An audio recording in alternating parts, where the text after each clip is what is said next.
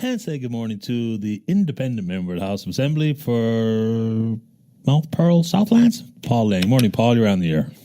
Good morning, Paddy. How are you this morning? Best kind, you? Best kind, sir. I wanted to talk about school board elections. Before I do, I just want to make a quick note there that I did attend the kickoff to the Salvation Army kettle campaign at the Avalon Mall yesterday, Yep. and I just want to put it out there. And I did see, of course, on your question of the day, I think it talks about that.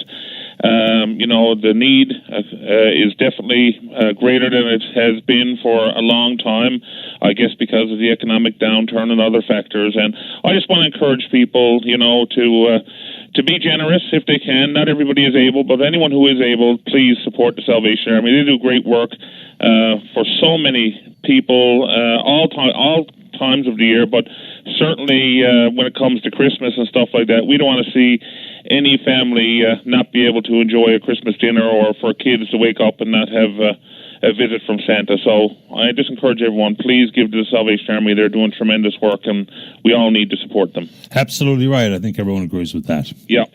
Anyway, like I said, I wanted to talk about the school board elections, and obviously, I think as has been said, many people have said, I obviously want to encourage as many people as possible to get out there and vote. Before you do get out there and vote, though, I encourage people to go to the website that has been put up by the Department of Education, engage to find out exactly who is running in your area, to look at their bios, to engage with those people, because it's important that we don't just put a body there in for our zone, that we put the right person there who's going to do the best job for us, for our children. And I think, Paddy, this represents another opportunity as well. Now that we're starting off afresh, I think that we need to make a fundamental decision, and the decision relates to, I guess, exactly what is the role of the school board, of the school trustees. And, if we're going down the road that we're going to continue on with the school board trustees, as opposed to just simply letting the minister and Department of Education call all the shots, then if we're going to do it, then it needs to be meaningful and it needs to be transparent. And one of the things that I would like to see personally, I would like to see the school board meetings actually broadcast, as an example. Like if you look at the city of Mount Pearl, I just use as an example, they have webcasting. Now this is not cameramen coming in from Cable 9 or nothing. They just simply have a pretty simple system in place where the meetings are recorded, and you can actually go in on the web, either live or after the fact, look at any of the meetings, see which councillor is speaking to what issues, what their viewpoints are. If things are voted on, you can see who's voting for, who's voting against, the rationale, why they're doing it, and so on. And I would like to see that type of a process with the school board as well, so that everything is out there, it's open, it's transparent, no more secret voting. Members have the right to speak their mind publicly. The people know where they stand.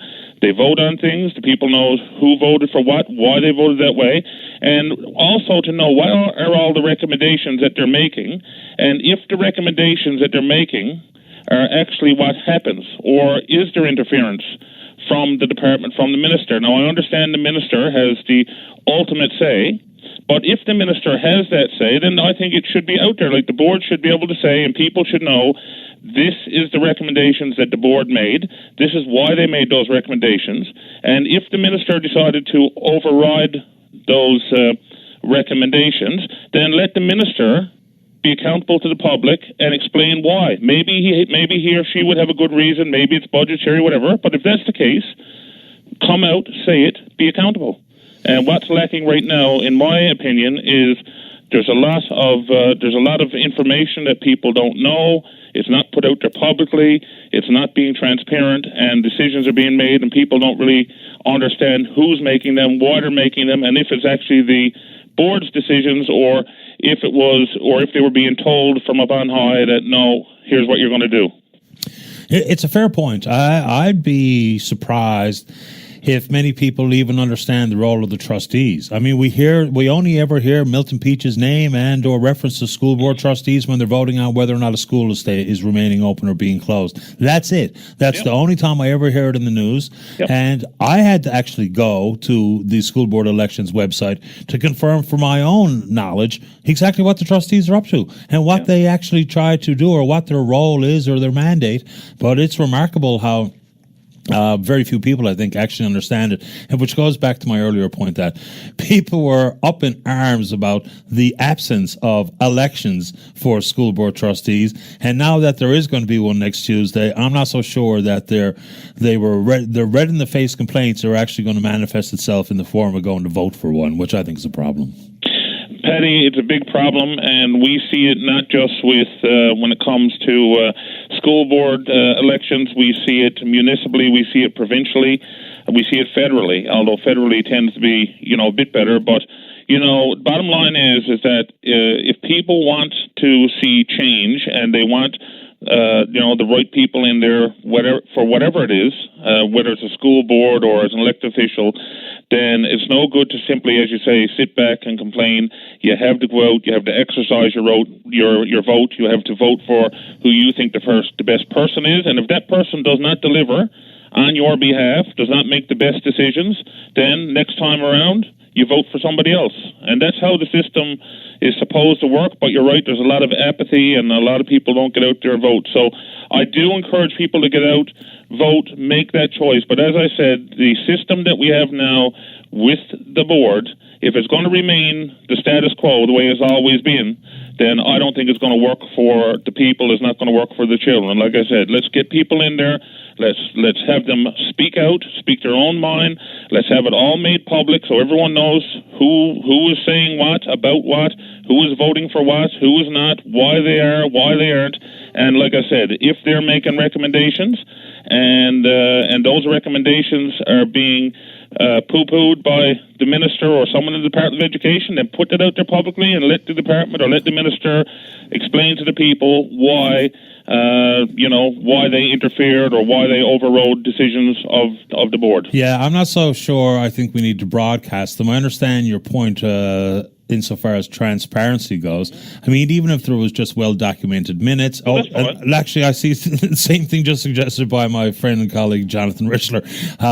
If you just post the minutes, then we get to figure it out. And the secret ballot, that is something that has to go by the wayside. People will say that, well, these folks are volunteers, and if we understand or know who voted for what side of an issue, that there would be pushback and they'd have to put up with questions. Well, too bad. I mean, if you want to put your name in the hat, and you know that secret ballots are going to go away, and you don't want to answer for your actions, then don't run. I mean, it's really as simple as that. The secret ballot, there's a reason why we don't accept that in many forms or issues inside our democracy. It's because it is not fair, and it allows for the cloak of secrecy to persist, which we are all sick of. So secret ballots has just got to stop. I'll let you wrap it up quick, Paul, before I go. No, Paddy, that's pretty much it. I agree with you. Like I said, you're absolutely right. The secret ballots do need to go. As to your point about posting minutes online, minutes will work as well. I don't have an issue with minutes. I guess the only point I would make, though, is that reading a set of minutes versus actually being able to watch it does paint a slightly different picture, I believe. And if it can be done, and there's not going to be a whole lot of cost to doing it, and the technology is there, then what's wrong with exploring that? I don't see anything wrong with it. I haven't a look. In the absence of that, let's go with the minutes. But either way, we need to know what's going on. And that's part of the problem, is that we don't know what's going on. That's a fact. Paul, I appreciate your time. Not a problem, Paddy. You have a great day. You too. Bye-bye.